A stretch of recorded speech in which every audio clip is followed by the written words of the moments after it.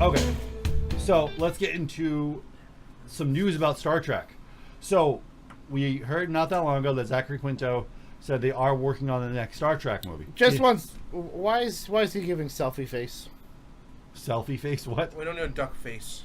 He's like, oh yeah, well, we'll get to that other than that. anyway, we heard that he said that the new movie is in the works, and this is what he was promoting his new show that is starting at the end of this month. So that In Search Of, which is actually following Leonard Nimoy's steps, which is crazy in itself. But he said, yeah, they are working on the next Star Trek film, and he is in it.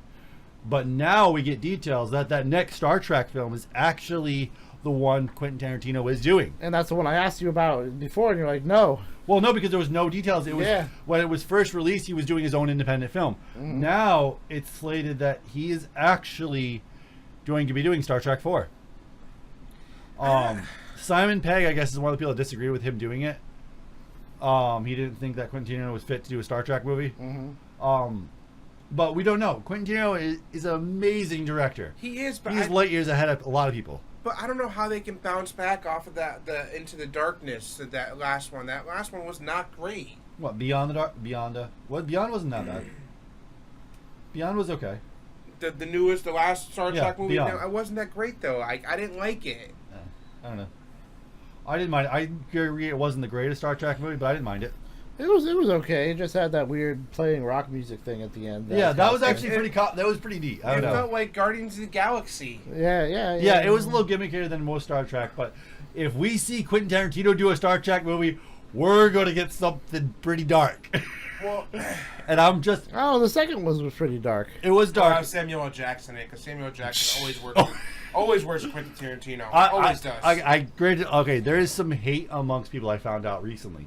And I didn't even know this even existed because I absolutely love the Mirror Universe in Star Trek. It's one of my favorite things about Star Trek. Mm-hmm. Because you get to see the dark versions of these characters. You get to see Spock with a beard. You get to see like Captain Kirk out just for blood and vengeance. Mm-hmm. And this is something Quentin Tarantino can do. Oh, yeah. Oh, my God. If he does the mirror... Yeah. Yes! If he does that was where he could go. That excites me. We can have, Samuel L. Jackson, play, what's-his-face, Worf. Oh! Stop it! I'm having nerdgasm in a minute. That would be absolutely amazing.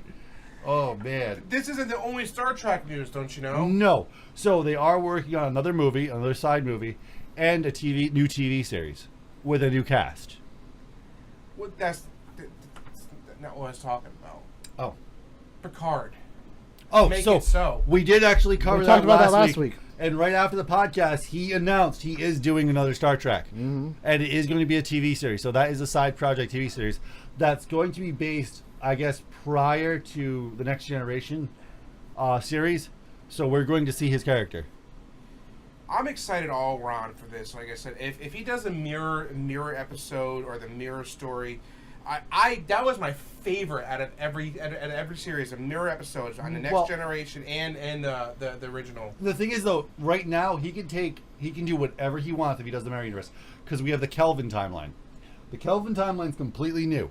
He can do whatever he wants with the Kelvin timeline if he does the Mirror Universe. I can't wait. I can't wait because that's going to excite me because that is my favorite storyline, and the fact that they're continuing with this original cast. Yeah, they have the original cast. Yeah, they sold me. They sold me. He already bought his ticket. No, I already bought my ticket. I'm already in line. I'm in the tent waiting for it to come out. He's got the T-shirt. Yeah, and I'm already watching Picard and the Next Generation again. Oh, good Lord, you sold me.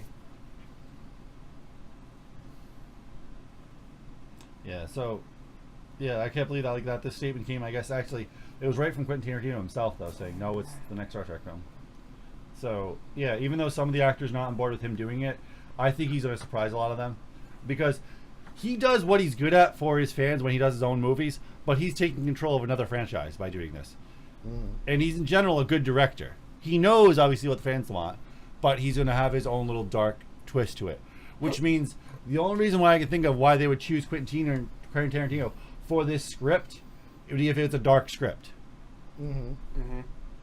Something dark happens in this movie. Samuel L. Jackson's. I'm tired of these mother Yes. snakes on this Enterprise. Oh, yeah. Did you ever I think I showed Bazinga that mock-up trailer someone made for Star Trek movie if it was made by Quentin Tarantino, like the original series. I saw that. Wow. That was funny. It was really funny. He's like, they're not out, they're out for vengeance. It'd be like a Pulp Fiction version of Star Trek. They'd be like, hey, do you know what they call a Big Mac in Trekkie? Like,